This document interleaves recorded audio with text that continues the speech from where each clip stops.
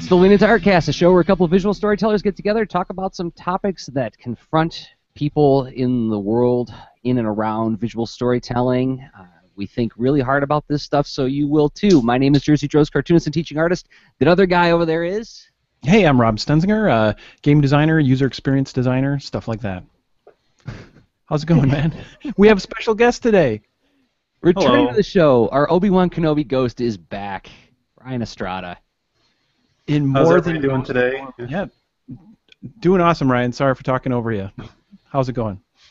It's going all right. If I want to warn the listeners, if I look awkward, I'm not a robot.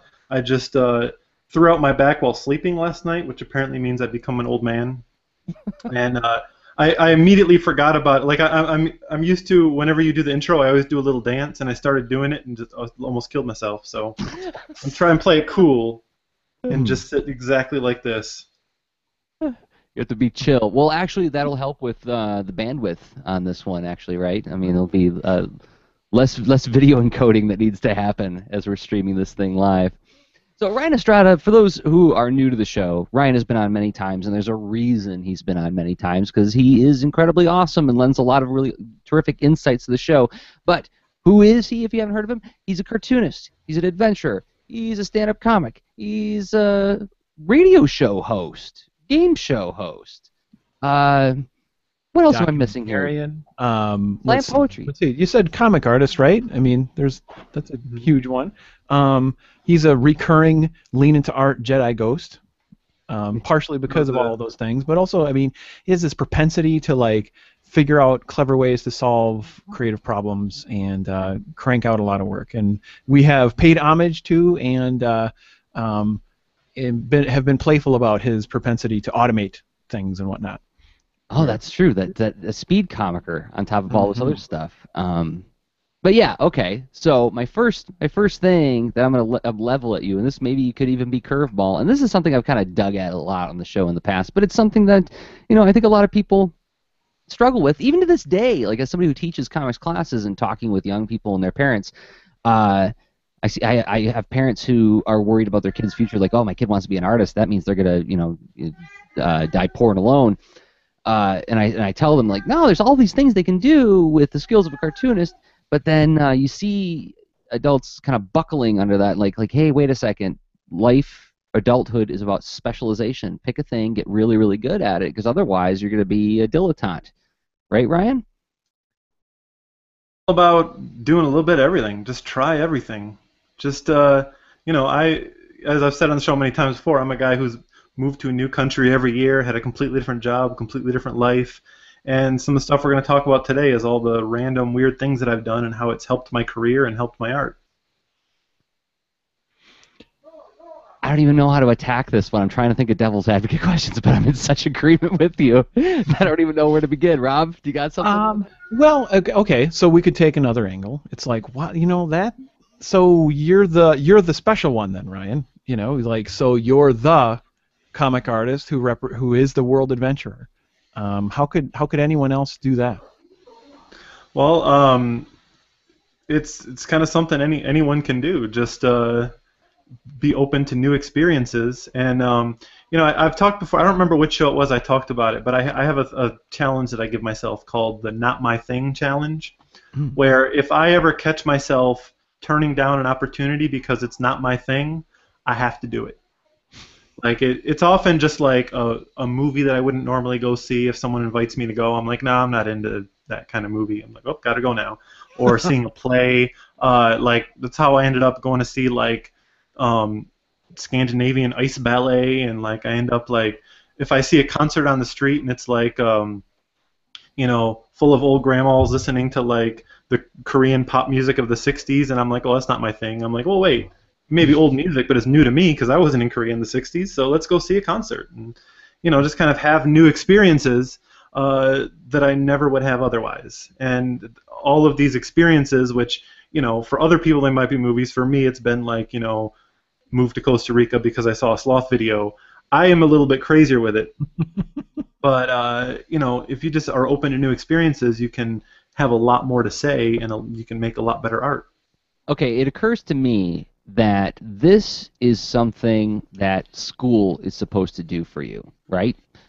General education, you're supposed to get exposed to a whole bunch of different things. You should take a music class, even if you don't want to be a musician, just to get exposed to music. And you should take an art class, you should take a humanities class, and debate class, and chemistry, and geometry, and all these things to make you a well-rounded person with a little bit of experience in everything, so then you can specialize. But I'm wondering how, because Ryan, you're talking about like walking into it. You're talking about like taking it on and saying like, hey, that's the thing I've never done before. Let's do it. Whereas in school, you're kind of being forced to do it. So how does that this seemed like maybe a pedantic question, I don't know, but or pedestrian question is how does it change when you are pushed into it rather than when you walk into it? Does that make sense? Well, I mean, experiences you have in school are often someone showing you something, whereas the experiences I'm talking about are you experiencing something for yourself and having just, you going into something with no expectations, no guidance, and just being like, we're going to see what happens. And, like I mentioned earlier, experiences about going to things and seeing things, but I've also tried to do this with creative endeavors, the types of things that I do in like, I'm primarily a cartoonist. I make comics, graphic novels, web comics, things like that. But sometimes you work on a project too long and you need a break. And a lot of people's impulse is, I'm making a comic, I'm getting excited of it. Why don't I make a second comic and just kind of work on that for a while? But the problem I found when I did that is that taking a break from a comic to do another comic basically just, you're not going to get any better at making comics because you're doing the exact same thing. And if anything, you're just going to, you're not going to want to go back to the original comic anymore because you're just, you've moved on to a new thing. Whereas what I've learned like in the last year or two is that like I like taking side projects that have nothing to do with what I'm doing, completely out of my wheelhouse, to get to the title of our talk here.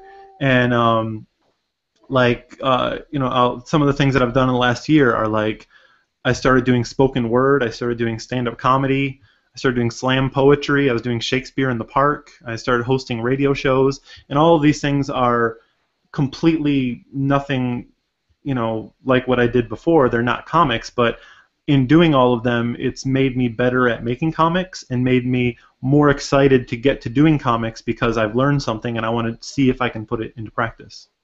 Well, what you're describing here, Ryan, really sounds like a sense of personal openness and curiosity, and it reminds me of things like, how there's sort of the opposite example talked about with how so many things that we consume on the internet are very tailored, and all of a sudden you can end up in a bubble, right?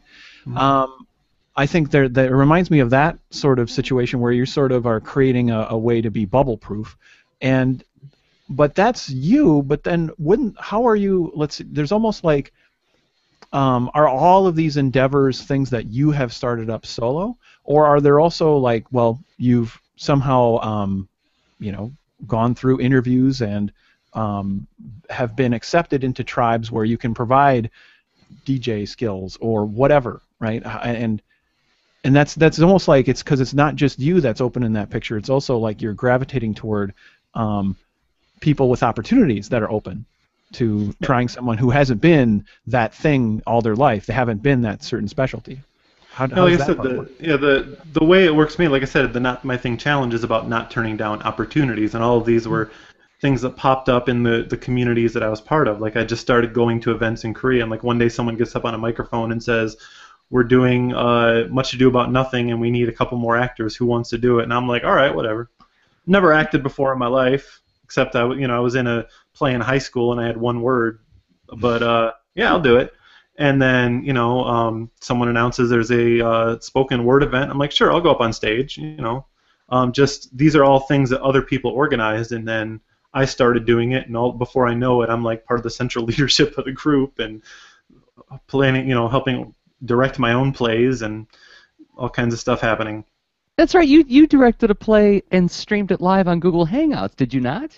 Yeah, I got the whole Busan Shakespeare company together, and we directed a production of Ryan North's To Be or Not to Be. That's right. And that was my second play. Suddenly, I'm the co-director.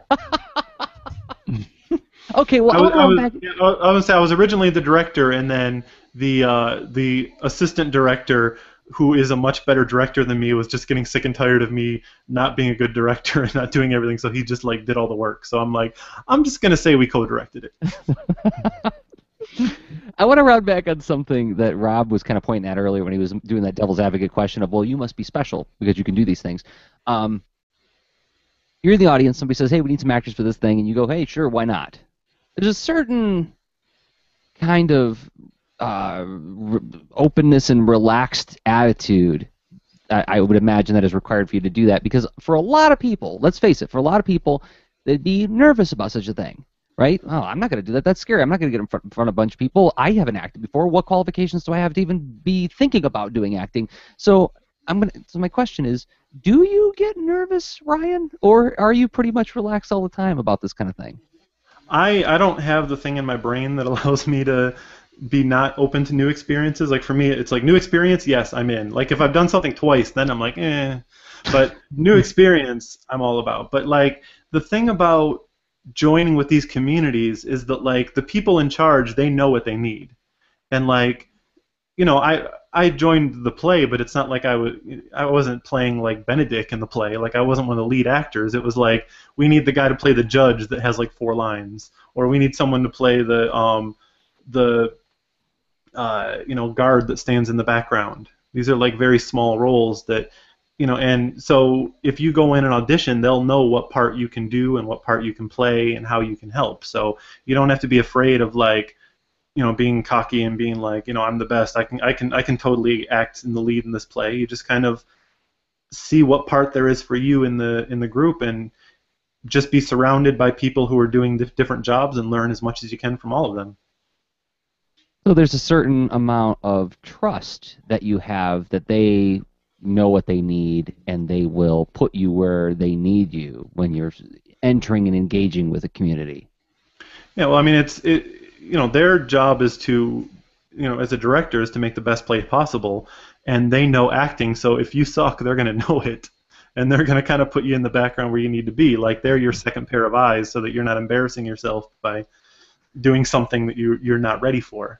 And that, you know, like I said, in that I got placed in a smaller role, but then like I found things where like I was a little nervous doing slam poetry, because you know, like when all the slam poetry I was watching was about like these passionate views on social issues, and I'm like, I'm just a nerdy guy who likes like weird jokes and comics, and like my stuff was kind of like comedy, but like I ended up winning my first 2 poetry slams, and now like I'm one of the ones that helps organize the events. So yeah, like you never know what role you're gonna have when you jump into something new, but it's an experience, and you know, I've never been thrown into a role that I wasn't ready for and like ruined something because there's other people around me that are doing their job, and I'm just one of the cogs in the machinery. Okay, well, how do you keep an eye out for when, like, what happens in your mind when you're in there, like you're in the poetry slam thing, and like, and I'm gonna post the video in the show notes where you said you did a YouTube video like how to fake your way through a poetry slam, and it's you killing it at the poetry slam. It was really good. I remember watching it when you first dropped it online, but you're in there, you're doing the thing.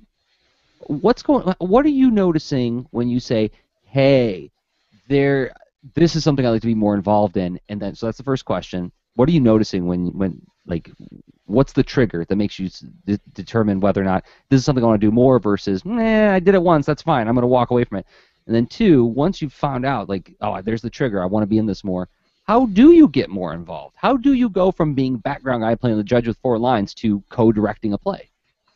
Well, the way I know I'm going to do more of something is just I really, really enjoy it. Like, I find myself just like on the bus writing new poems, and you know, all my poems are just the goofiest, like comedy, little like kind of making fun of my own inability to write poetry, kind of like that's my joke. But I've tried to expand more beyond that and do like weird twisty things. But just I enjoy doing it, and I can't wait for the next event. And it's never hard to get more into it because like I said, these are things that other people are involved in, and they kind of keep the momentum. And just I help in any way I can, and it just kind of naturally happens that you get more involved when you do that. So it really is just as simple as like you just like look for ways to be helpful to them. Yeah, yeah. You just if there's a group, you just try to be a part of it in the most natural way that you can. Don't try and force it and be like, hey, I wanna do this, I wanna do this, or like, Hi, I'm your can I boss host now. the next one? Just kind of do your thing. It's interesting though the helpful angle. It's almost like it does seem like that's kind of service mindedness. Is that sort of one of your litmus tests to see like, oh, they don't want my service, so maybe I'll just point my curiosity elsewhere? Or is it all? Have you never found that to be the case, where it's like someone always needs something and you're willing to be there, so it works out? Well, I mean, you can kind of feel it if something's working. Like I do the stand-up comedy a lot less now. Like I was really excited when I first started doing stand-up comedy, but like something I learned from that is that like you can tell the same story the same way in two different venues and get a completely different reaction. And everyone at stand-up comedy is very welcoming, and they're always saying, Ryan, when are you going to come back? But like I just know that when I go there, I almost always bomb. So I still do it, but I got to make sure I have like the right act for it. So that's something that I don't seek out, like, oh, I have to come up with a set this time. If like I have something that I know I want to try, I'll do it, but I'm not like trying to push my way in. Whereas the other one, like I just have such a good time, and like everyone comes up to me afterwards and like asks me questions about my poem and what did this part mean, and it's something that I want to keep pursuing. But like one of the biggest things that happened at Slam Poetry that made me love it was someone told me that there was at one of the events there was this dude sitting up front with like the popped collar and like the glasses hanging from it, like a total bro, right? And he went up to the organizer afterward and he's like, I don't know why I came tonight. Like this is normally the kind of thing that like back home I would have been like in the back like making fun of all the nerds, but dude, that guy that I forget how he described me, but like something from one of my poems, that dude was effing awesome, and I love poetry now. Wow. So I'm like, I turned a bro. I'm in, man. Okay, that is a sign. It's a clear sign. Would that we could all have such great feedback loops at our work. Mm-hmm. It's well, you have to be open to seeing them. We could all be turning bros and not knowing it. Yeah. That's just after an event, just pull the bros and be like, your bros like that. If you see popped collars, you go and you be like, huh? Yeah. It's that's very. If you see a bro like suddenly like put his collar down, you know, you did good. It's a subtle rejection, but it's there's a theme of openness here, and it's really interesting where it's almost like you're finding this mutual compatibility. Like, okay, you're open to help, you're curious, you want to try a thing. Once in a while, it sounds like it's really a personal mission, but other times it's more like a curiosity, and it kind of evolves into more where it's almost like, and it's not just openness to saying I'm willing to tolerate your pastime or creative interest. It's like, I wonder if this is something more that I could experience, and all of a sudden, it's like there's stages of openness there. Does that make sense? It's almost like, have you ever gotten to the early stage and said, "No, I'm going to turn back"? Yeah, well, there's lots of experiences where I've tried something and it's totally not for me, or I bomb. But from every one of those, I learned something. First of all, I now understand what it is. Like, if it's some art, I'm trying to think of an example here, but like if it's some art form that is just not for me, but suddenly I understand how it works and I've seen it from the inside, and I can figure out what it is about it that doesn't work with my style of storytelling, and kind of use what I've learned to put into what I do use. Like the stand-up comedy, like I said, it's funny, if I do a stand-up comedy set at a spoken word when I'm like in between like poems about like feminism and stuff, like people aren't expecting jokes and it's hilarious and they fall out of their chairs. But then when I go to stand-up comedy and people are expecting set up punchline, then it doesn't do as well because my stories are like what you'd read in a comic, where you build up characters, you build up situations, then find the humor in it.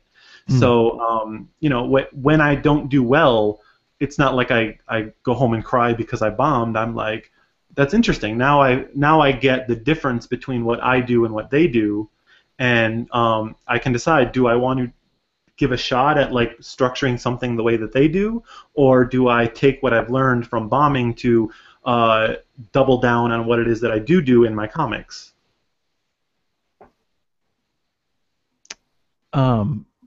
Jersey, you look like you.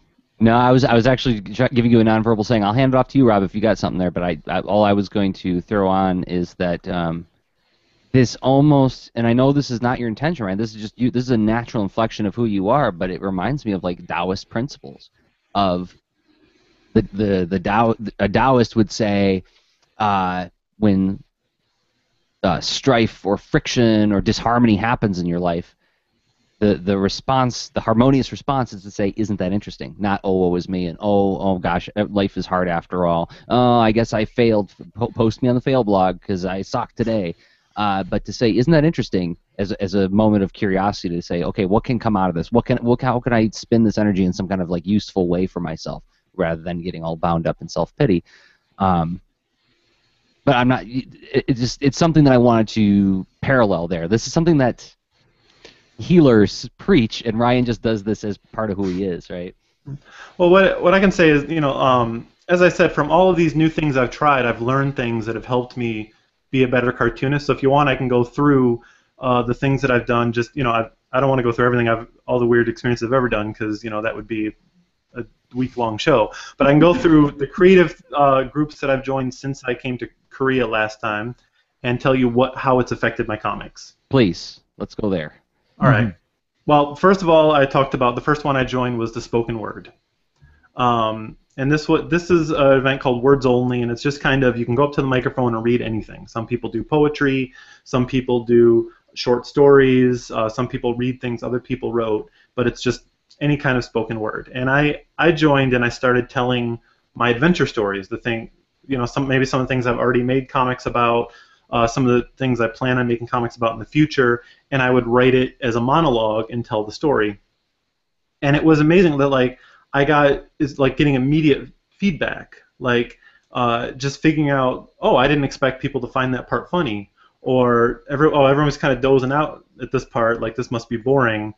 And it kind of makes you realize how to tell stories better, because after I started going to those, I started actually making comics of the stories that I was telling, and these are stories that I've been planning on making into comics for years, and I had the script in my head, but now the versions that I made are completely different than I would have made before I started telling the story live, because I've learned, and especially when there started being more than one open mic, and I could talk to completely different audiences, I could tell the same story different ways and see how people reacted differently, and there are always situations where I'd be writing a script and I'd be realizing that in this situation I was kind of a jerk, and I'm like, how do I make myself not look like a jerk? Or I'm talking about a dangerous situation when I realized in retrospect I was actually never in any danger, and I was just being a sissy. How do I ramp, it's a story, I have to ramp up the danger, and telling these stories live and getting an audience reaction, I realized that the stupider I look, the funnier the story is, so I can just be completely honest and just make myself look like an idiot, and be totally honest that I totally should not have done that. I totally was way too afraid of the situation, or I made a horrible mistake here. And it really, the comics that I ended up with were so much better than the comics that I thought were going to be so great, that were even though a story is true, there's so many ways you can tell it, and there's so many aspects you can focus on, and so many sides of view that you can take, that, like I said, it's a complete. If I made the script I originally had, it wouldn't even be the same comic. Did you ever find that the pacing of the comic version was influenced by what happened through the iterations of your spoken word version? What Absolutely. I mean is, Oh, okay, go, please. Are there any examples of that? Like how would, because I'm thinking about like that one person out there who's listening, going like, what has spoken word got to do with comics? How are they even possibly related? But I'm betting that intonation, speed, pitch, volume, all by changing those things, changed the way the audience interacted with it, and I bet that had something to do with the final execution of the comic too.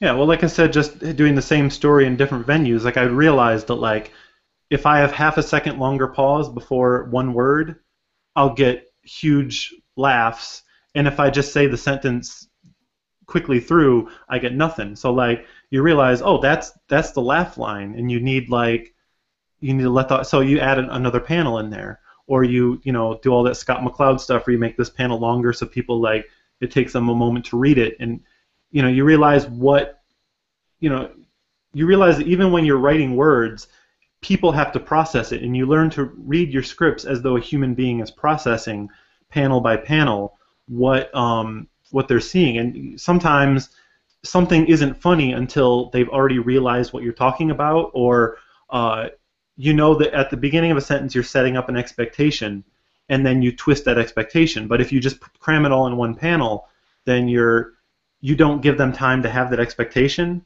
But if you cut panel, then as their eyes are moving, they're like, oh, I know what he's going to say next, and then you say something different, and then it's funny. And these are all things that you learn from telling the story to an audience, and you know you can learn that from comics, but like it takes a lot longer, and you have to like watch people read your comics. You have to like make a comic and then have them react a certain way, and like wait until you make another similar comic like some months later and watch the same person. It's much harder. But but if you can sit there and look at 40 people looking at you as you're telling the story, you immediately get, I see what I did wrong there. And this is something that there's a weird paradox here in the nervousness people feel in getting up in front of a group and talking to them, versus the ephemeral nature of public performance, right? It's like the risk is actually pretty low, because even if you bomb, you're gonna walk off that stage, it's over, it doesn't exist anymore unless somebody recorded it. And even then, if it's a really bad performance, who's gonna watch it? Whereas when you put it on paper, there's like a permanence there. Right? Yeah. Thing is going to persist and exist, and you know it's going to be sitting right there as evidence of the time you bombed. Whereas when you bomb in a public performance, it's gone. Right? Yeah, it's like kind of like even with professional stand-up comedians, there's always a thing where like they don't want people to record their sets because they're working things out, and then like after a year of going to comedy clubs and doing jokes that don't quite work, they know how those jokes work, and they go to you know, they do the special on HBO, and it kills because they've practiced it so much. And that's kind of what it is for me with my adventure stories. Like, all of these open mics are my testing it and seeing how it works, and then the comic is the official one. And now my older adventure comics, like, I don't even like having those on my site anymore, because I'm like, I was so bad at telling the story. Like, I've told them since at open mics, and I'm like, this whole 5 pages in the middle is so unnecessary. It just ruins the flow of the story, and like, why did I say this way? And like it is nice to have a way to test out your stories before you just like put them on paper and it's done. Oh, that is such a great idea. You make me actually want to try. And I know you've pushed me in the back a couple times to do stand up, or at least try it at some open mics. And there's plenty of open mics in Ann Arbor, but. Yeah, and I suggest trying more than one, because to go to the next one, stand-up comedy. There's actually 2 stand-up comedy open mics in Busan. There's 2 on opposite sides of the city, and I've tried both. And like I said, I've done the same thing where I tell the same story at all 3, or I tell different versions. Like, one time I'll write it as a story, one time I'll write it with like just add jokes, and so I have that rhythm, and it's really interesting seeing how it works. And even once at the 2 different stand-up comedy events, which are almost all the same comedians, and some of the same audience, and some of the same, you know, like, just the event has the same name, it's just in a different place. I told it at one event, and it killed, and everyone's like, why don't you come every week? You need to start coming doing this more, you're so good at it. And then I do it at the next one, and I got no reaction whatsoever.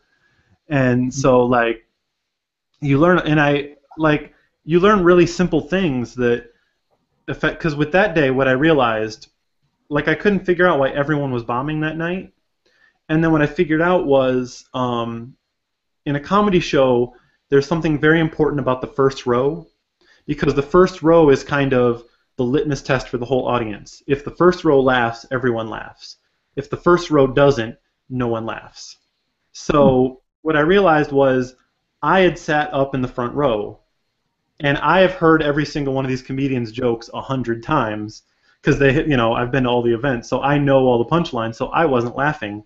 My wife next to me speaks English as a second language, so she didn't totally get all the jokes. She wasn't laughing. There were two other Koreans, and then since my wife and I had taken up the table, like no one else had come to like fill in those spaces, so there was like 4 empty spaces. So the front row wasn't laughing, and then when I got up, I was gone. So it was like the first row was gone, and that's why no one reacted. So even though that doesn't apply directly to comics, you realize that you need to pay attention because there are things beyond just your story that affect how the audience reacts to it. And you kind of got to learn to like think of a comic or a book as interface design. Like, is there something that's distracting the audience? Oh, hi, Cat. This is our 4th guest that you heard meowing earlier. And just kind of learn a lot from it. And I learned from stand-up comedy, I learned what it's like to bomb, and I learned that it's not the end of the world, because even if I didn't get the laughter, people still appreciated my story, and they still have come up to me afterward and talked about it and be like, oh, I remember you told that story, that was so funny. Because even though it didn't get the expected reaction from that audience, like with a comedy audience, you're looking for, laugh, laugh, laugh, they were still listening and they still enjoyed the story and they'll still talk about it. So you learn a lot about that it doesn't matter if you bomb, and you still get to learn something from the experience even if you bombed. There's so it's so interesting the sorts of sounds like the different lessons you pulled as far as like the rhythm, as far as your the storytelling and whatnot. With how does that play out when you're I could see maybe like a webcomic when there's like a stronger analog where it's like, okay, it's being really released incrementally. You have a chance to get some feedback. It's in a way it could fit that model, right? Where you're doing a performance, see what happens, do another performance, see what happens, maybe fine tune and adjust, do another performance, as like a webcomic updating from time to time. How do it's I suppose you did more or less explain this, but like that seems to also work for your released all at once stories too. Yeah, just like I said, a lot of those stories are just retellings of stories that I've told, and even though I'm not looking for a laugh at the end of every page, like I'm looking to make it funny and make people laugh and make people have a reaction. Sometimes I want people, some parts are serious, some parts are funny, but I want to learn how to get emotional reaction.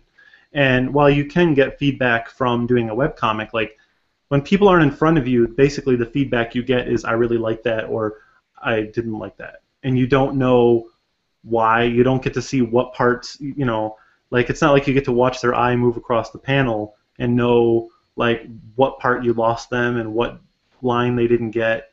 But like that's what I love about being in front of an audience. Like even it's not like I like, when I say I love being in front of an audience, like you get that thing with actors, like, oh, I love being stared at, like it's not like I want people to look at me. It's I like being in front of an audience because I like looking at them. Because I like, yeah, like I like seeing, okay, this guy didn't laugh, that guy did. What's different? Like how did, I like seeing like, like I said, like the timing. If what happened during that like 3-second pause before I said the next line? What were their faces doing? Like like sometimes you see the like, okay, I know where this is going, and then you say something different. They're like, you get to see how you're affecting them emotionally, and that's what we always want to do when we're making art, is affect people emotionally. And like if you're just sitting at a table with white paper and then send it out to the world and hear I liked it or I didn't like it, you don't know if you affected them emotionally.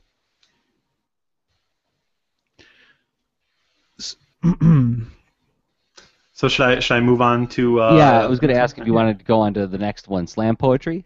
Yeah. Yeah. Well, slam poetry is kind of what I learned a lot about that is I learn about playing with audience expectation, like I mentioned a little bit before, because a lot of the jokes that I do are like I'll start off. I know that like when people come to a slam poem, like the poetry slam, like they expect like a certain level of pretension or like so I'll start off a poem like really super pretentious. Like I did this one poem. We did a poetry workshop, and we were all assigned questions from Pablo Neruda's Book of Questions, which is like this famous poet, and he had these philosophical things to think about. And it was about the question I was given was, is there anything sadder than a tree alone in the rain? And so I started this just really pretentious poem about from the point of view of a tree, and then like as it goes, this tree just like gets more and more pissed off at Pablo Neruda for not understanding that like what's wrong, like trees love the rain. What are you talking about, man? And I started just like cussing out Pablo Neruda as a tree, and like people were like, wait, this isn't where I thought this was gonna go. And I love like all of my poems. I try to like I'm like the M. Night Shyamalan of slam poetry because when I like they all have that weird twist where like, oh, that's not where I thought that was gonna go.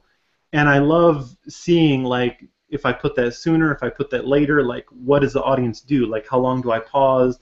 Like how do I? And then the other thing is if I want to play with their expectations, how do I do that? Like if I want to start off sounding pretentious, how do I do that without turning them off immediately because my poem sounds terrible? Like I want it to sound like a certain type of poem, but I don't want them to just think this poem sucks. Like I want everything to be there for a reason. So I want to entertain them, but make them think one thing still, and then turn it around. So it's really interesting playing with because slam poetry is all about emotion. Like the other stand-up comedy is all about getting that laugh, but slam poetry is all about getting an emotional reaction. And sometimes it's sadness, sometimes it's laughing, sometimes it's like expectation. And when you're doing poetry, you have to like condense ideas to their core and get ideas across very quickly and do a lot with a little. And like in a poetry slam, if you don't do well and you don't get a reaction, you get voted off the stage and you're not in the next round. So it's very competitive, and you have to know how to hold an audience's attention.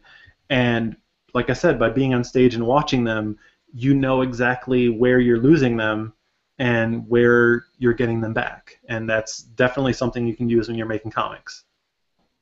I've maintained for a long time that poetry and comics have a lot in common genetically, and part of it comes out of what you just described. This idea of getting more out of less, condensing or clarifying ideas, right? Being able to elegantly express the core idea of something with very, very little information. Mm-hmm. Doing that verbally, doing that, and I bet here's another connection for the person who's going like, what does poetry got to do with comics? I bet part of it has to do with your body language, Ryan. I bet some of it some of evoking and eliciting that emotional response comes out of the way you're not just standing there rigid like you are now, because when your back is in good shape, I'm sure you are a very fluid and vibrant person on the stage. Actually, I've seen you do slam poetry before, and you do move around a lot. So I'm wondering if you could speak to that. Like, how do you? I mean, are you attuning your body language on the fly in reaction to the audience, or is it something where you fine tune it in between performances, or what? Yeah, this is like whenever I do a poetry slam. Well, I guess I haven't done it recently, which is maybe why I lost the last two times. But typically, I'll spend like 3 days practicing and like finding different ways to pause and ways to use hand movements because I want to be moving on stage. Because like you see a lot of people at slam poems that just hold their thing in front of their face and they slowly read and then put it down and then walk off stage. And I want to, and this audience like has trouble even following the words and knowing what they're trying to say. So I try to, figure it out. And I've also done things where like I'll take the poem I did at Slam Poetry and try it at the stand-up comedy night. And I've done very well doing that. And that's, like I said, that's a completely different audience with different expectations. But sometimes I'll restructure it a little bit and make it more like, take out that longer pause before the jokes. And and you got to try and show the audience something and keep their attention, and just yeah, body language is one of the tools that you use. So it's an audio and a visual medium that you're working with there, and that's just for the person who's the concrete thinker who says like this has nothing to do with comics. Oh yeah, it does, and it has even more to do with comics if you really think hard about this whole idea of clarifying information and communicating things in a clear, efficient, and elegant way, which is what cartoonists are supposed to be doing. Yeah, well, it's a difference between like having a talking head comic where you just copy paste the same two heads and all the dialogue, where people have to read every panel to know what's going on, and maybe you lose them. But like if the part where someone gets angry, you change the panel and have like suddenly they're diagonal, and maybe the colors are brighter, and you have like an action pose, even though they're just talking, people get how they're supposed to read it. It's more important in comics to do that because you can't hear the voice to know when the voice is going up. And you can change it to bold, you can change the font size, but really people are looking at the characters to know, basically in comics it's the reader that's doing the acting, because it's in their head that they're hearing the voice. So if you can practice how to make people feel something by the angle of your body or the way you're moving your hands, then it gives you better tools to do that with a drawing that people aren't hearing, but they're making up how to hear it in their head. Right. Yeah. I want to talk. Go ahead, Rob. Rob, you look like you've got a thought that you're ready to throw in here. It's I mean, thematically, what I'm hearing, it's almost like you've set up this custom, like Ryan's custom storytelling gym of mixed comics martial arts, right? Where you're essentially a lot of what you're describing. It's like different ways to go about exercising your storytelling muscles, and some of it sounds like sometimes the feedback is different. So it's like some of the exercises have different levels of intensity almost. Where, like you mentioned, the slam poetry is competitive, right? And you even said that like by being out of it for a little bit, you lost like some kind of some competitive advantage that you had at one point, which is just interesting.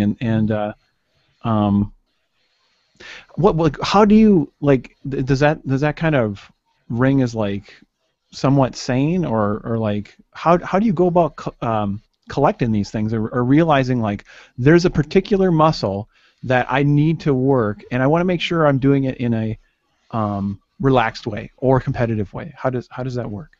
Yeah, I guess that I never really thought about it that way. I guess I've accidentally set up this regimen of practicing stories, but yeah, like you get so much different feedback, and the thing I always say about feedback is that the nice thing about feedback is that you don't have to take all of it, and that the things that happen in your head when you get feedback you disagree with are the thing that you should listen to, because if an audience doesn't like something and I'm like, why didn't you like that? That was the most important part. Then that makes me realize that's what I need to focus on. So when I sit down to make it a comic, I think, what do I most want to express? And after doing it at like 4 different open mics and doing it on the radio, I know at that point what's important to me, and I know how different people reacted to it, so I know what is the reaction that I most want to work toward, and then I figure out how do I do that with drawing and word balloons and pacing with panels. And I've learned a lot of the same things when I did Shakespeare. Like that was nice because I was actually able to work with the directors and work with acting coaches, and like I said, my role was so small. Like I was just I just had like 3 lines, and like if I just walked on stage and mumbled and pooped my pants and walked off, the play would have been fine. Like no one would have noticed because I had such a small role. But like whenever they were like, does anyone want to come in an extra day and do an acting workshop? I'm like, yeah, I'll do it, sure, because I want to, sure, tell me how to say this one line right. But I just wanted to see what kind of feedback they give, and it's interesting seeing the types of things actors are looking at, because they're things that cartoonists wouldn't necessarily look at. Just certain ways, like which part of the stage should I be at when I say this line, and should I move to the front of the stage in the middle, or like how does the audience react to that?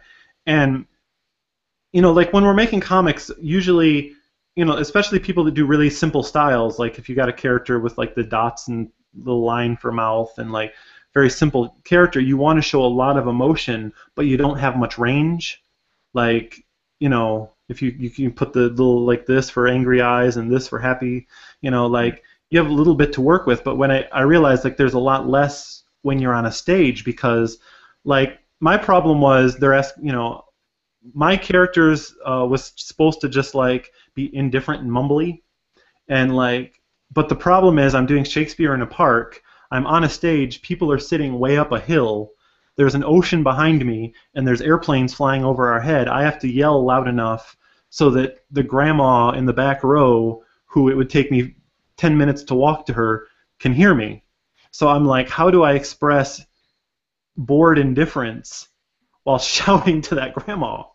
And like, it was like I went through a lot of workshops and I practiced it and I figured out how to use my voice to sound like I'm whispering, sound like I'm mumbling, but still be yelling. And doing multiple shows and multiple rehearsals, once again, I got to see how just small differences in the things that I do can affect the audience. And I also learned things about like in certain scenes I would be in the background, like say they have a party, and the two main actors would be there having like this whispered, hushed conversation, and we would be in the background. And I always I wanted to do something funny in the background because I want to make the play better, So I would be doing this whole thing where I pretend to be drunk and falling over and like trying to kiss my wife and like but trip and hit someone else.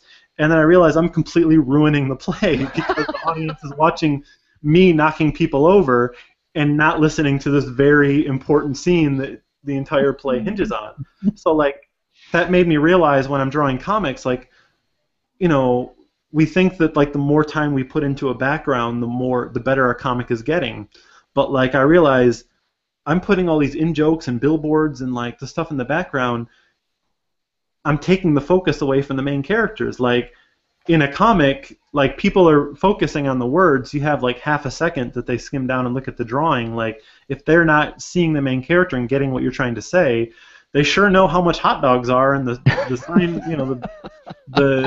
the business in the background. But like, so when I'm drawing a background, I think, am I putting 5 hours worth of work into the equivalent of me doing slapstick in the background and ruining my comic instead of making it better?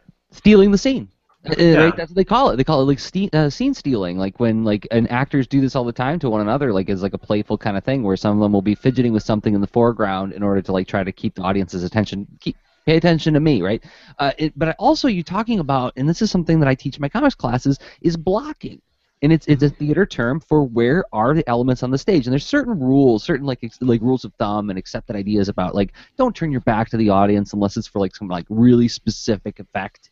Most of the time, you're supposed to cross the stage, generally speaking, with your body turned toward the audience. And this is partially a projection thing. It's partially a clarity thing, because like you said, Ryan, people in the back row, they can't see your face, right? They got to work off of your body language and the placement of the figures. And just yesterday, I was talking about this in comics class. So I took this, and this is just a crude sketch that I just put together because I didn't have the slide ready. I took a panel from Gene Yang's American-Born Chinese, where there's these two girls in the foreground, and they're walking and chatting happily, and then walking in the distance and away from them is his main character, looking kind of aloof and dejected, right? Mm-hmm. And I said, well, what happens? Like, well, first I asked the room, like, how does this guy feel? And like, well, he feels like he's lonely and he wants to be a part of what's going on over there, and maybe they don't want to be a part of him, or they don't know that he exists. I said, all right, well, what happens if I flip the scene, right? And then they're like, oh, well, now he looks like he might walk toward them and start interacting with them. I'm like, why is that? Like, well, because he's closer to us. And so now, and he's closer to us and he's bigger, and that gives him a sense of power that he doesn't have when he's small. So, like, this is just simple theater blocking that delivers certain nonverbal information about the story, right? And this is the kind of thing that you can learn by participating in the whole concept of blocking and how it works. I picked up from when I was in high school and participated in a couple of plays. And I remember thinking when they were talking about this whole clarity of, placement of elements on the stage. I remember thinking this is like the 180 rule in comics, and this is like this is like this whole idea of like the establishing shot in comics and establishing where your elements are and everything. So yeah, super exciting. I didn't even make that connection with the whole stealing the scene though. Yeah, well, like the thing that being on stage teaches you to learn is that you have to think of how the stage looks from the audience's point of view, even though you are on the stage and you're seeing your small part of it. And that's kind of the same thing when you look at a page. You have to, like, it's hard, you're sitting there looking, drawing every eyebrow and every strand of hair, and you have to figure out, like, but you don't take the time to look at what does this page actually look like. Is there just so much stuff going on, like, eye direction? Are you allowing the reader to move from panel to panel? Or are you distracting them? And, like, with the broken telephone, what I've noticed, like, the only note I gave all my artists is about reading order, because you'd have, like, a word balloon here and a word balloon here and a word balloon here, but they expect you to read this one second. And I'm like, the audience doesn't do that. You have to zoom out and look at the full stage and see, like, see it from the audience's point of view. What are they going to follow? So I think that made me a much better artist by just learning how to, even though I can't see it, picturing what I'm doing from someone else's point of view. Yeah, I mean, that's thinking about, again, this is like a service-centric thing, to use Rob's language, right? Rob's like, you're thinking about what's the user's experience like, and am I providing service in regards to delivering the ideas in a way that the user can actually use. Right? Exactly, and as Ryan said, that in this case, the service is often affecting people emotionally, and providing an experience, and not just like, this is my paraphrasing, but not just dumping data at them. Like, here's the thing that happened to me, then another thing, then another thing, and then I thought this last thing was really funny. It's creating that a journey for them, and obviously that's right. That takes a lot of empathy and a lot of modeling, and yeah, and again, in Ryan's approach to working out, it seems like he's getting a lot of data from taking different approaches and seeing people who consume some kind of entertainment, often storytelling, all storytelling related, but then seeing how it happens. Now I'm super curious though. So everything you've talked about so far has been about, like, you see the people, right? Mm-hmm. Except, you mentioned comics, of course, and I'm always curious about how you're tying it back to comics. And it's almost like there was this, like, comics is like the assumed foundation in this conversation, right? Where it's just like, you come from comics and now you're doing these other adventures. Okay, but these other ones were visual and you see the people and whatnot. But what about radio? Like, how did that work with the feedback? Yeah, well, radio is something that, like, I got into about a year ago. There's a radio station in Korea called Busan FM. It's an English radio station, and I, kind of, the nice thing, I'll talk about later about how but the nice thing about doing all these things is that, like, with my resume before I did all this, I could never have gotten a job at the radio station. But, like, now I'm like, I can say all these things that I do, and got a job at a radio station. And what's interesting about that is that all of the things I talked about before were things where I could control every aspect, and now I'm into where, the story. One of the shows I do is basically like This American Life, but about Busan, people in Busan. So I'm sharing their stories.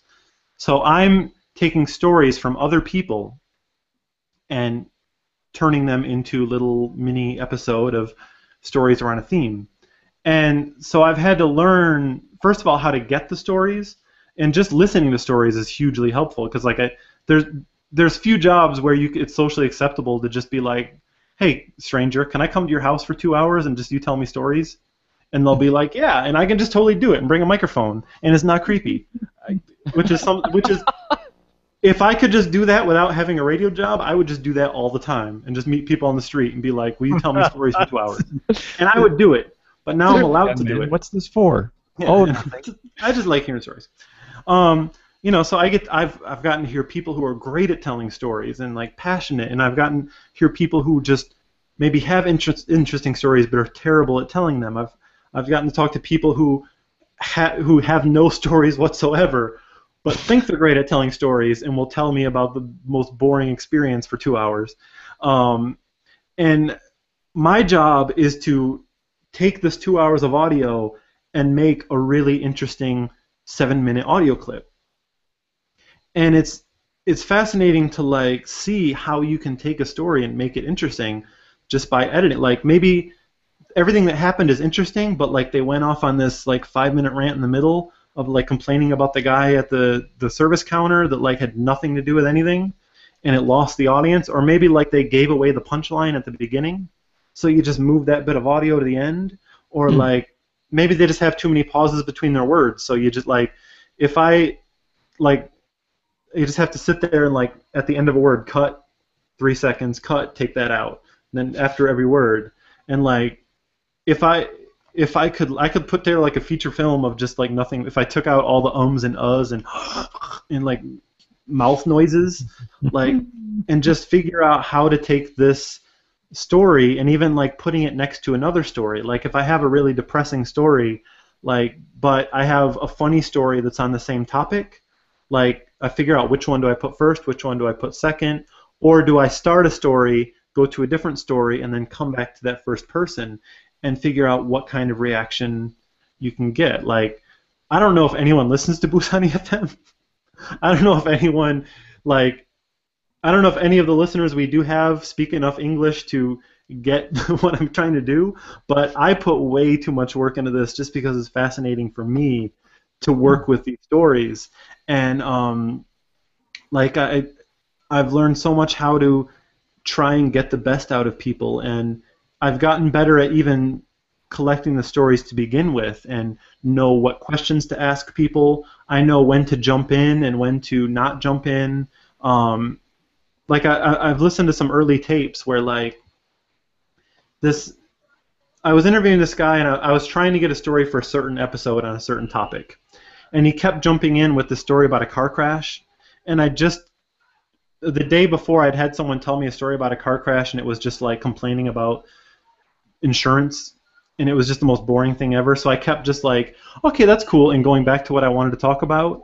And then I realized afterward, like, this was an amazing story about where he was in a car accident and he lost his memory and he had to like learn to walk again, and like he had traumatic brain injury. And I'm like, I wasn't listening, and I'm here, like, as I'm editing, I'm like, what do you do? Shut up, Ryan, stop interrupting. So I had to go interview him all over again, and I'm just like, go.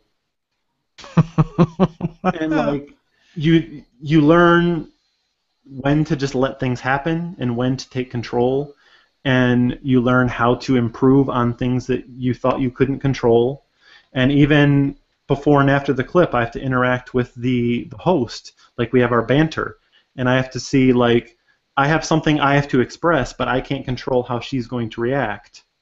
And so I have all these things that I can't control, but my job is to try and control them in a way that tells a story and gets a reaction. You just described teaching. There you go. Yeah, that's exactly my classroom experiences. I go in and I think, this is what I'm going to try to do today. Like, that's literally how I think of it. It's like I've got a what would you call it, a syllabus. Like, this is what I'm going to try to do today. Somebody's not going to give me the answer that I hoped for. They're going to give me a very different answer, or they're going to hijack it altogether. They're taking me to a totally different place. And my job is to listen very carefully to what they said and try to respond to it in a meaningful way that propels the conversation in whatever forward direction it needs to go. Not necessarily the direction I intended, but in some place that's interesting for the whole classroom, so that there's some kind of learning experience involved there. Right? So it's collaborative storytelling. So how do you think that teaching has affected the way you make comics? Oh, it has made me realize that, I mean, if you want to get like really concrete about it, first of all, I'm meeting lots of different personality types. And my job as a teacher is to empathize with where they're coming from, what their worldview is, and what it is that is impeding them in the learning process, right? So it could be an emotional thing, it could be a skill thing, it could be a lot of things. Like it could be any combination of factors that adds up to them having trouble with the thing that I'm trying to teach them, and me drilling them isn't necessarily going to create a successful learning experience for them, right? Me just going like, look, just do it like this. Just do it 5 times like that, and you're going to be good at it, and the kid starts crying, right? And then the dad shows up, and I find out that the kid has, like, you know, emotional issues at home, and this is the place where he comes to feel safe. Oh, right? So I learned over the years of teaching that part of my job is getting inside of those little kids' heads and understanding where they're coming from. What's this got to do with comics? This is character design, man. This is thinking about how you write a character in a way from a position of perfect love. So I'm not passing judgment on my characters. I'm not writing characters for the audience to boo in his head. I'm trying to give everybody a standpoint, everybody a reason for being there, and having a motivation where they honestly are, as you've said before, Ryan, the hero of their own story. That wasn't necessarily taught to me through teaching, but it certainly was reinforced and made more visceral and concrete to me through teaching in classrooms. So right there.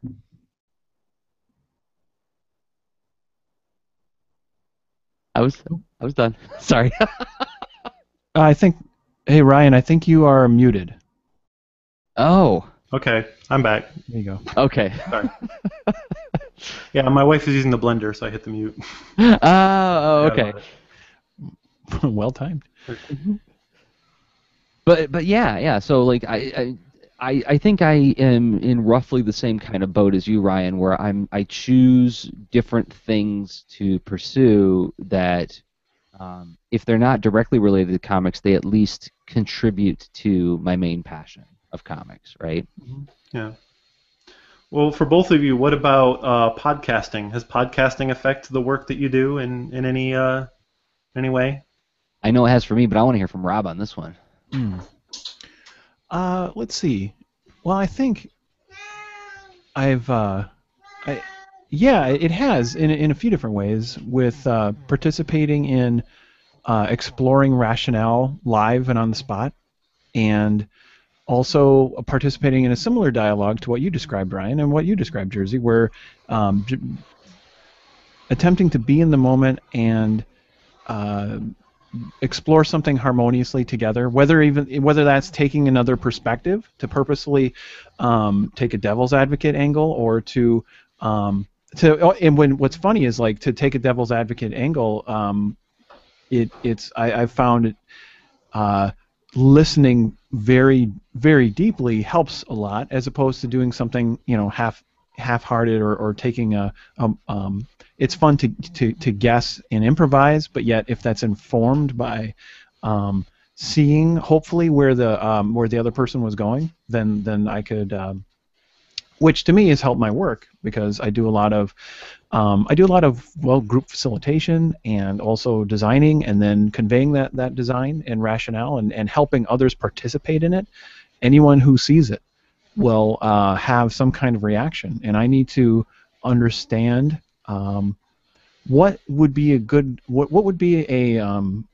constructive conversation for this individual, and exploring this given design for their goals, and for who we're all working together to try to make it serve. So yeah, it's like mindful communication, and improvising, being sensitive and exploratory. Actually, I can report on. I saw Rob teach for the first time, I think, at the Up Fair, and this would be back in what, 2009, 2010? 2010. Yeah, and then I saw you do it a few years after doing the Leonard Art Cast, and I saw the difference between a guy who, you know, he didn't seem afraid in front of an audience, but you could see the gears grinding when people started throwing you curveballs in the classroom at the Up Fair. And you did a good job, but it's just like you could see the moments where, like, Rob had to go, okay, let me process that, and now I'll respond to it.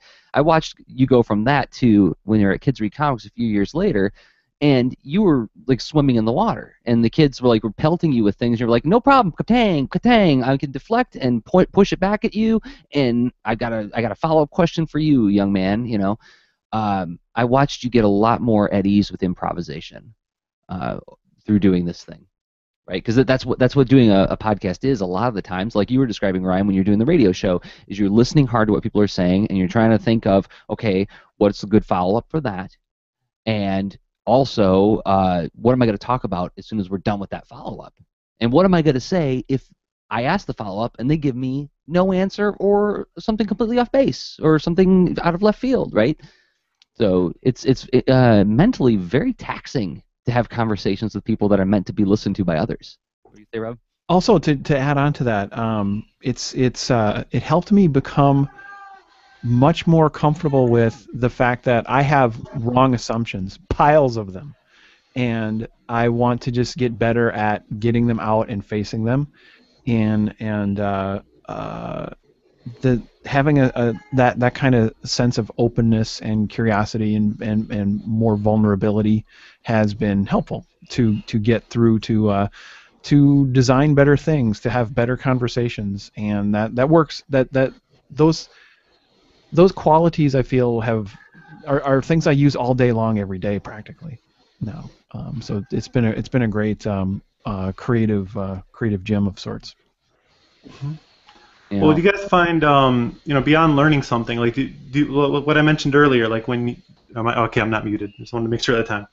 Do you guys find that if you're working on a project and you take a break to do a podcast, does it help you kind of recharge your batteries? That's what these kind of things do for me. Is like my brain is so focused on one thing, but I need to do something else. So like when I go on the radio or something, for me that's what editing for exposure text is. We talked about that in the show before. Like it's just something else I can do when I'm I need a break from this, and I just start collecting quotes and putting them. Do you find that's what podcasting is for you, as a chance to recharge your batteries by doing something else? Yeah.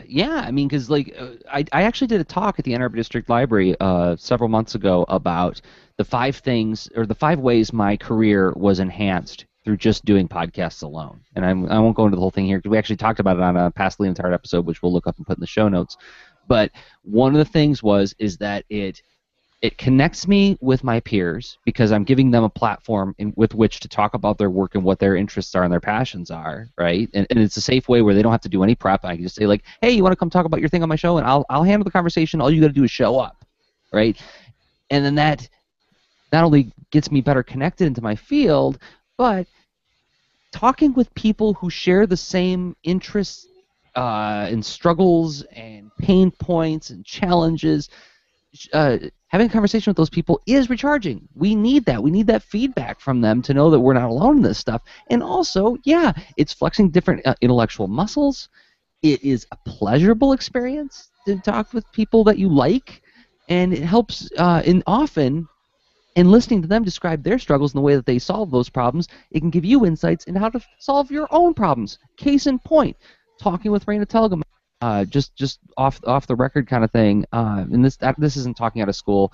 It's just she said something I thought was super insightful, and she was talking about stories that she liked, and she said that sometimes it's more interesting to her to see the characters just doing normal things than seeing them solving big, huge, epic problems. And what she was really driving at was character building moments, and the fact that she underlined that for me in a completely offhanded way while we were talking about cartoons, I was like, ding, ding, ding, ding. Make a note to yourself, Jers, when you're doing your work later on, make sure that when you get to that scene where there's an opportunity to show the characters just doing nothing and just having character moments, emphasize that. Drum it up, because, yeah, she's right. People do respond to that because that's where we get to find out what the characters are like. Does that make sense? Mm-hmm. Rob?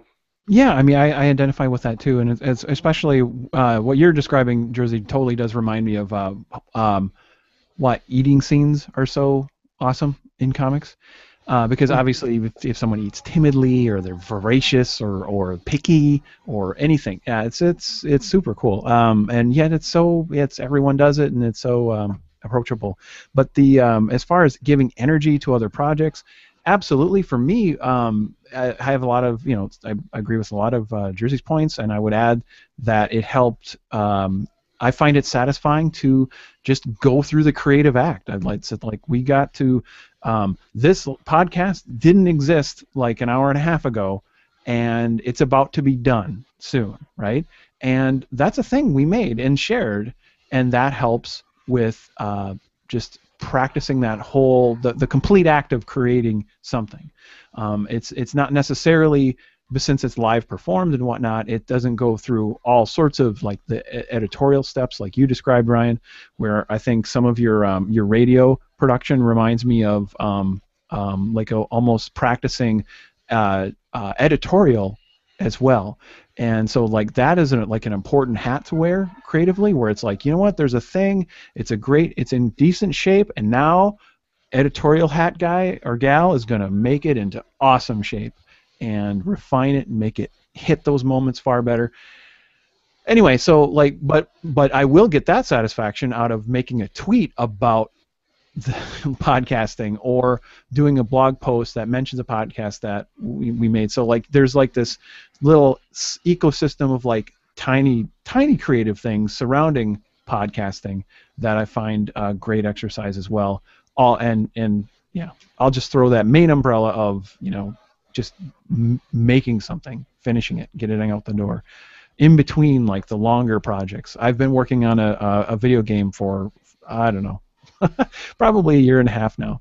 But yeah, and so it's kind of awesome to actually finish stuff in the meantime. I mean, like the final point that I wanted to make is just that in addition to learning things and recharging your batteries, like doing things that other artists in your genre aren't doing, is that it advances your career, because they always say, oh, there's so much competition, you're just another guy who makes comics. But then like Jersey, if someone wants to make a comic that teaches something, who do they know who's a comic and cartoonist and teaching artist? Yep. Like when Spike at Iron Circus Comics wanted to do a sequel to Poorcraft and it was about traveling, who do I know who's a cartoonist and a traveler? And just like when I talked about the radio station, like I'm on 3 different shows at the radio station, and I was able to put together 3 completely different non-overlapping resumes for each one. Like for one, I'm the resident movie expert, and I talked about all the random jobs I've done on movies. Like I was a Bollywood voice actor, I was a gator wrangler, I did like just random things on movies. For another one, I'm at the travel show. I get to talk about the travel projects that I've done, and even I recently applied for a job for a company that I applied for a job at Patreon, and I was able to talk about running for exposure text. And I'm not just a creator. I'm a creator whose part of my job is talking to creators about making money off of your work. So anything you can do to make yourself even a little bit of an expert in something. You may not be an expert, but you're more of an expert than anyone else in this tiny little sliver of what you do. So people are going to come to you when they need something similar to that. I had a revelatory experience about this, or in this regard recently, is when I was going through my deadline on the Warren Commission report book earlier part of this year. I wound up going out for donuts a lot because I needed comfort food when I was pulling these long nights, and it was hard work, and I don't want to say I was miserable, but when you're pulling a long day, comfort food helps out a lot. So I'm getting all these donuts. I started taking pictures of the donuts and started doing like deadline donuts as my like hashtag thing, just being playful. And I don't want to pretend like I'm some kind of like donut aficionado. It's just I like donuts a lot. They're good. They taste great. And since doing that, I've had more than a couple people say to me, like somebody messaged me like, hey, a new donut shop just opened like just down the road. I really need to know what your take is on it, Jersey, before I go there. I'm like, well, why would you need me to tell you? It's donuts. Go get donuts. And then another person goes to me and they're like, oh, we just moved into town, and Jersey, you're a donut expert. Could you tell me where is the best place to get donuts? Like, they're all good. They're all donuts. I don't know. You need a rubber stamp that says donuts. Go for it. Donuts, Boom. Go for it. But the point is like, and this is something I tell a lot of my friends locally, is like, if you just share the things that you really, really like a lot, then there's an assumption that people make that you are somehow the owner and expert of that information. And that's not something that you necessarily should be deceptive about, but it's an assumption that people will make about you just by virtue of you sharing a lot of information about that subject, right? I took a note. Well, like, this aligns with what you just said, and what something as Ryan was closing off his point. It's like, tell me if this rings true, you guys. It's almost like trying to create where you're creating distinction and competitive advantage at an intersection of a bunch of things. It's not. It's like so yeah. At a given intersection of traveler, gator wrangler, radio host, comic. Curator, comic artist, whatever. Like, yeah, Ryan Estrada, that he runs that intersection. That would be his domain. And comic creator, teaching artist, whatever, and podcaster, Jersey. Like, boom, you're running that domain. And it's interesting. It's like it's compiling enough of those distinctive. Actually, to borrow some language you like to use, Rob, triangulation, right?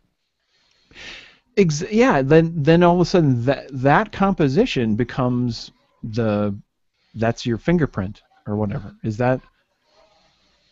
I don't know. And then you're competing with people who probably don't have that fingerprint.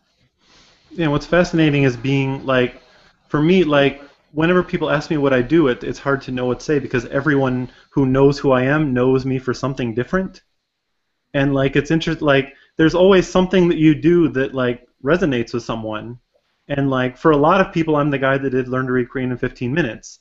For some people who've never seen my comics, I'm the guy that does slam poetry.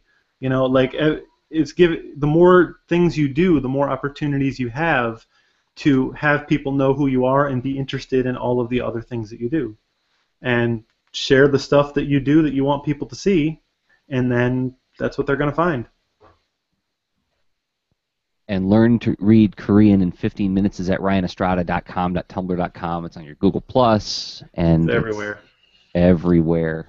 Oh, it's literally like, if you type "Learn to Read" into Korean, it'll autocomplete and give you hundreds of thousands of, like, that thing went viral all over the internet without my name on it.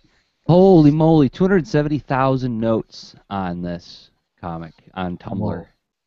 I mean, if we're plugging other stuff that Ryan has done, like, yeah, I was recognizing, I'm guessing, some of the formative experiences that helped you edit and refine stories, like, am I pronouncing this right? Satyagraha? Satyagraha. Satyagraha. Yep. I'm sure I might be mispronouncing it also. I don't know. No, it's cool. I'm trying to figure it out, right? I get excited about improving my language, but and so here you are, this lovable but frustrating,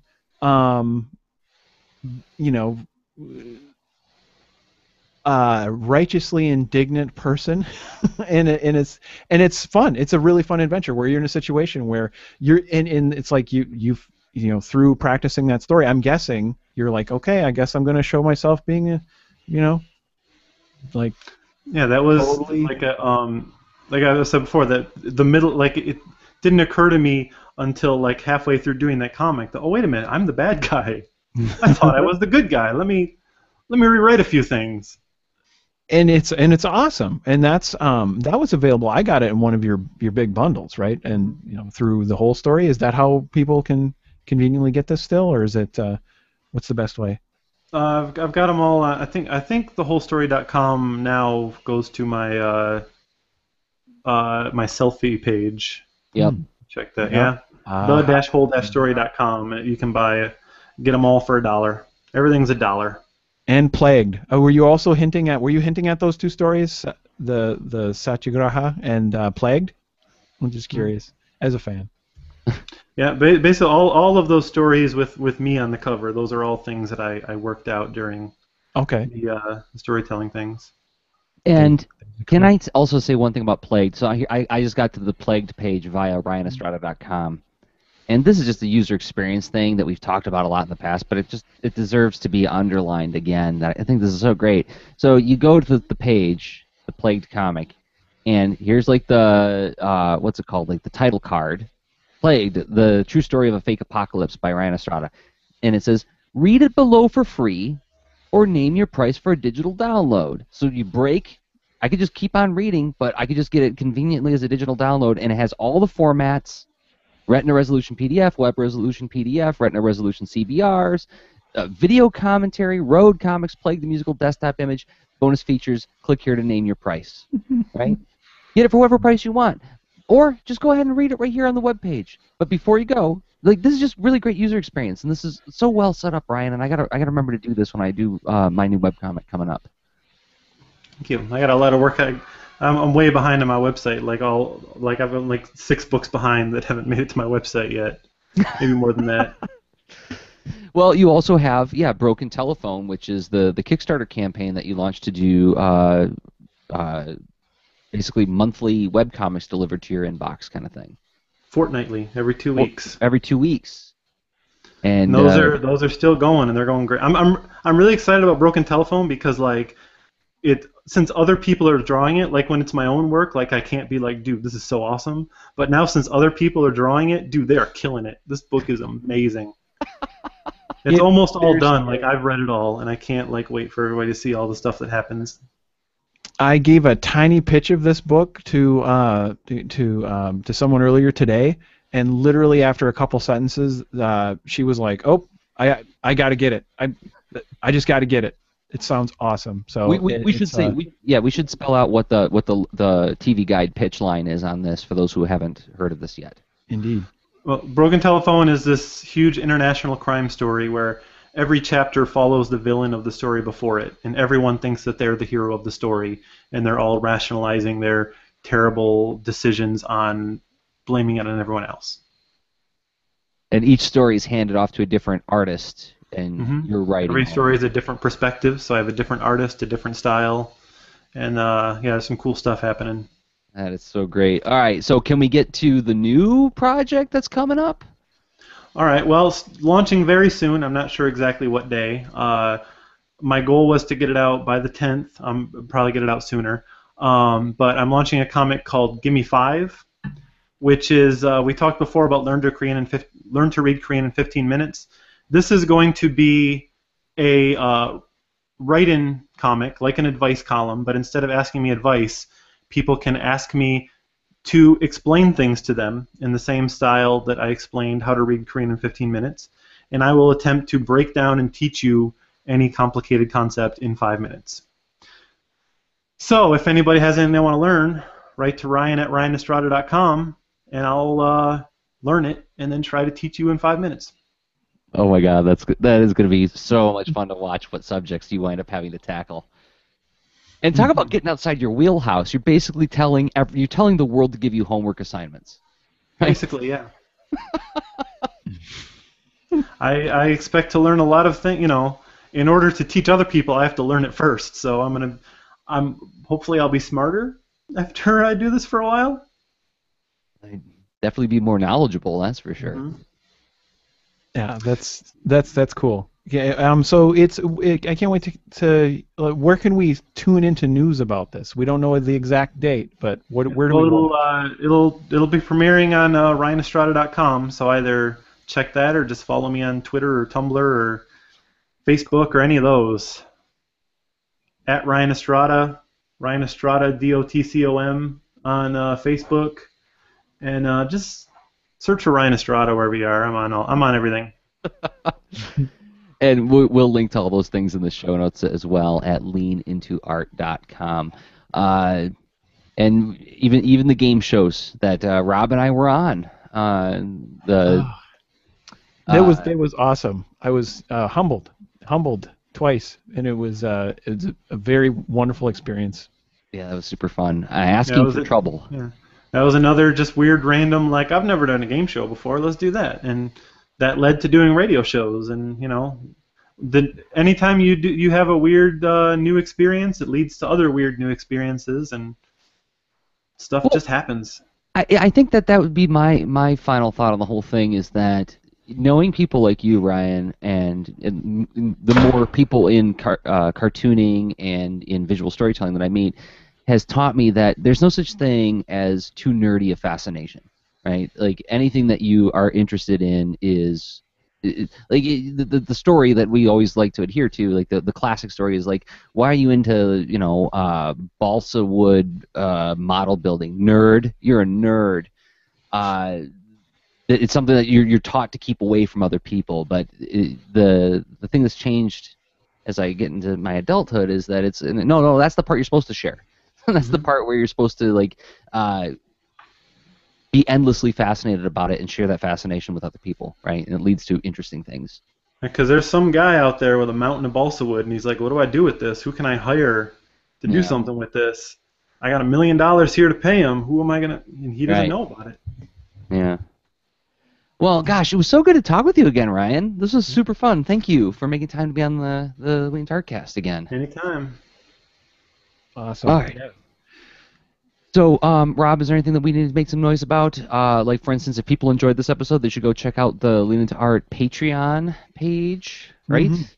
Yeah, at the Lean Into Art Patreon page, we have a few different things we like to share. It's a convenient place to, get this podcast, which is free for everyone and whatnot. And we also share Extra Lean, which you don't have to become a patron to consume it, but we do appreciate it, and it definitely supports our efforts, and you get to sort of see that meter tick up. And there is one thing though that you do need to be a Patreon to participate in, and it's something new that we started. Jersey, what's this? The open mic in lieu of a forum, not having a forum to use for ourselves, or rather, just not having a forum yet. We decided that let's have a safe place for people who are really into what the Lean Into Art Cast is about. Let's have a safe place for us to discuss what's going on with our work and our lives, and that is behind the paywall, as it were, by participating in, by pledging $1 or more to the Lean Into Art Patreon. You also get access to this open mic thread where we just start off with a sketch, we open up the thread, and we ask a leading question and see where the conversation goes. And we're going to be doing that monthly. And, there's other things I'd like to do with the Lean Into Art cast, and maybe when we get closer to our initial milestone goal of sustainable trade, we can start putting things on there, like some random unlocks of things that we'd like to do, some more ambitious things we'd like to do with the podcast. So, but if you don't have any extra cash to support us through the Patreon, a great way to give us a thumbs up is to hit the thumbs up link on the YouTube video if you're watching on YouTube, or go to iTunes and give us a star review. You don't even have to write a review. All you got to do is say, like, hey, I deserve this many stars, and that helps more people find the show, and some of those people will hopefully be able to support us through the Patreon. So either way, it's a big help. So, but anyway, thanks everybody for downloading and listening. Thank you, Ryan Estrada of RyanEstrada.com, Ryan Estrada on Twitter, Ryan Estrada on Google+. Rob, thank you for meeting with me every 2 weeks to do this show. We do this show every other Thursday at 9 p.m. Eastern Time. And you can find out where to find the feed by going to following me on Google+. As a matter of fact, that's usually where we stream it from, is my Google+ feed, which is Jersey Drost on Google+. So you're fortnightly. Fortnightly. I'm trying real hard to get that word into the lexicon. Like it's a British thing, but I love it. Fortnightly. Use it. Internet. A second fortnightly effort. Oh, 2 weeks. You remind me to not be quite so provincial, Ryan. Yes, fortnightly. But yes, so we will see you in a fortnight. And until then, I have been Jersey Drozd of leanintoart.com and Jersey on Twitter. And I have been Rob Stenzinger of leanintoart.com and Rob Stenzinger on Twitter. I'm Ryan. Do a shot. Show notes for this episode can be found at leanintoart.com. You can also follow us on Twitter at the user leanintoart, and you can reach us via email at leanintoart@gmail.com. And remember, leaners aren't wieners. Thanks for listening.